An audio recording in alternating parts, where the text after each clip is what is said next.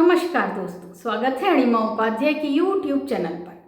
भारत की चित्रकला शैलियाँ इस श्रृंखला के 24वें यानी 24th एपिसोड में आज हम बात करेंगे सुबिका चित्रकला शैली पर। तो अगर अभी तक आपने मेरे चैनल को सब्सक्राइब नहीं किया, ज़रूर कर दें और इस वीडियो को अंत तक देखकर इसे अपने दोस्तों में शेयर भी ज़रूर करें। सुबिका चित्रकला शैली भारत के मणिपुर राज्य की बहुत ही प्राचीन और दुर्लभ चित्रकला शैली है। इस शैली की जड़ें मणिपुर के मैतेई समुदाय से गहराई से जुड़ी हुई हैं। ये कला सांस्कृतिक रूपांकनों, जटिल बेलबूटों व आकृतियों एवं स्थानीय हिंदू लोक कथाओं से प्रेरित आध्यात्मिक विषयों के लिए जानी जाती है। इस चित्रकला को परंपरागत रूप से हस्त निर्मित कागज या पेड़ की छाल पर चमकीले चटकीले रंगों से और सोने के वर्क के समावेश के साथ चित्रित किया जाता था। ऐतिहासिक रूप से इस शैली में बनाए चित्र शाही उपयोग और ज्योतिषीय मार्गदर्शन के लिए बनाया जाता था। वर्तमान में ये लगभग लुप्त होने की कगार पर पहुंच गई है, जिसको पुनर्जीवित करने के प्रयास लगातार किए जा रहे हैं। इस चित्रकला शैली से प्रेरणा लेकर इस पर आधारित कुछ चित्र मैंने भी बनाए हैं, जिन्हें आपको दिखाते हुए मैं इस चित्रकला शैली की सारी जानकारियां और बारीकियां आप लोगों तक पहुंचाने की कोशिश करूंगी। सुबिका चित्रकला शैली की प्रमुख विशेषताओं पर बात हो तो सबसे पहले प्रकाश डालना चाहिए इस शैली की गहरी सांस्कृतिक जड़ों पर, जो मैतेई समुदाय से जुड़ी है।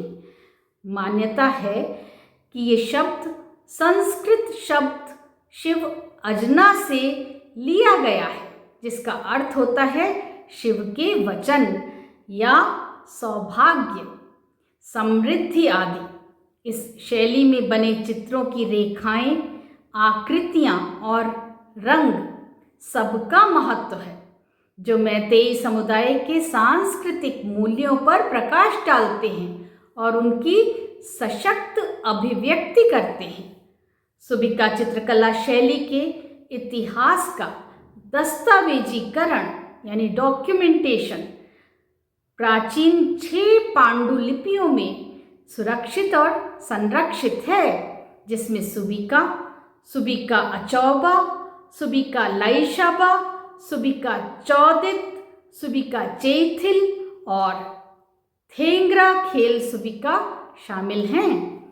इसमें सुबिका लाइशाबा दस्तावेज मैतेई सांस्कृतिक परंपरा की प्रत्यक्ष व प्रामाणिक निरंतरता का प्रतिनिधित्व इस चित्रकला के माध्यम से करता है। इस शैली में बने दृश्य व चित्र हिंदू पौराणिक मैतेई लोक कथाओं, मैतेई दैनिक जीवन, प्रकृति जिसमें विशेषकर प्रजनन जो जीवन का प्रतीक माना जाता है, और ज्योतिषीय भविष्यवाणियों को दर्शाते हैं। इस शैली में आमतौर पर मनुष्य, जानवर और पक्षियों को केंद्र में रखकर ही चित्र बनाए जाते हैं। परंपरागत रूप से चित्र बनाने के लिए स्थानीय हस्त निर्मित कागज या पेड़ की छाल का प्रयोग कैनवास के रूप में किया जाता था। सुबिका शैली पर बने चित्रों में रंग संयोजन भी बहुत महत्व रखता है।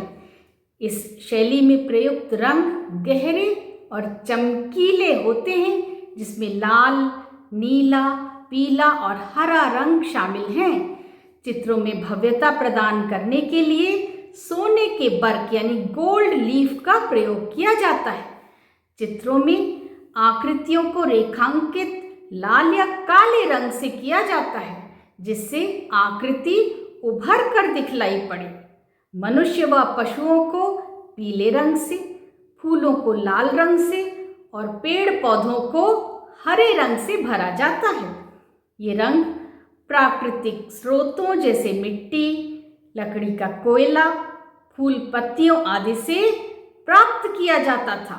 ये रंग महज सजावटी नहीं थे, बल्कि रेखाओं के साथ साथ मैतेई समुदाय की सांस्कृतिक मान्यताओं, जीवन चक्रों और ब्रह्मांड विज्ञान से संबंधित गहरे आध्यात्मिक और प्रतीकात्मक अर्थ भी रखते और प्रदर्शित करते थे।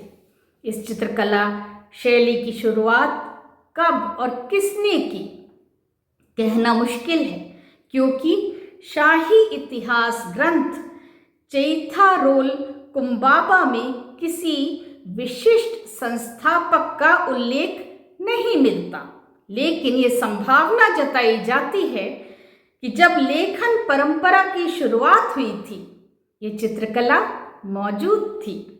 अतः ये माना जा सकता है कि ये चित्रकला शैली 18वीं व 19वीं सदी से चली आ रही है। सुबिका चित्रकला मैतेई समाज की मान्यताओं, सामाजिक संरचना और संस्कृति का रचनात्मक संयोजन है, जिसका उल्लेख और प्रमाण सुबिका लईशाबा में भी मिलता है, जिसके कारण ये चित्रकला शैली अपना अस्तित्व बनाए रखे है और आज भी जीवित है। लंबे समय तक इस चित्रकला की अनदेखी होती रही, जिससे आम जनता के बीच इसके अस्तित्व का ज्ञान घटता चला गया और ये लुप्त प्राय होने की कगार पर पहुंच गई।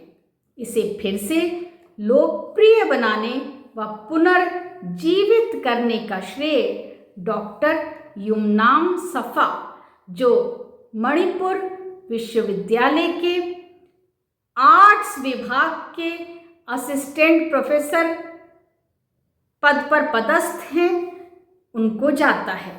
उनके अथक प्रयासों से न सिर्फ इस चित्रकला शैली को नया जीवन मिला, बल्कि संरक्षण और खोई हुई पहचान भी मिली। इसके साथ ही इस चित्रकला शैली का समसामयिक आधुनिकीकरण करने की दिशा में भी पहल शुरू हुई, जिसमें नई तकनीक, रंग, आधुनिक विषय और सामग्री जैसे canvas, acrylic paints, oil paints, water colours का समावेश करके इसे जनता में लोकप्रिय बनाने की दिशा में एक ठोस कदम कहा जा सकता है, जो निस्संदेह सराहनीय है। इसके अलावा इसे हाल ही में नई शिक्षा नीति NEP 2020 के तहत मणिपुर विश्वविद्यालय के फाइन आर्ट्स पाठ्यक्रम में भी शामिल किया गया है, जिसमें डॉक्टर सफा का योगदान उल्लेखनीय है। आज ये चित्रकला शैली अपनी चमक और इतिहास के साथ वापस उभर रही है। ये केवल मणिपुर की शान नहीं है, अपितु संपूर्ण भारत की शान है, जिसके संरक्षण का दायित्व प्रत्येक भारतीय का है, विश्व के हर कला प्रेमी का है, हम सबका है। वीडियो को यही समाप्त करते हुए मैं आपसे विदा लेती हूँ। फिर हाजिर होंगी अगले वीडियो में किसी अन्य चित्रकला शैली के साथ। तब तक के लिए धन्यवाद।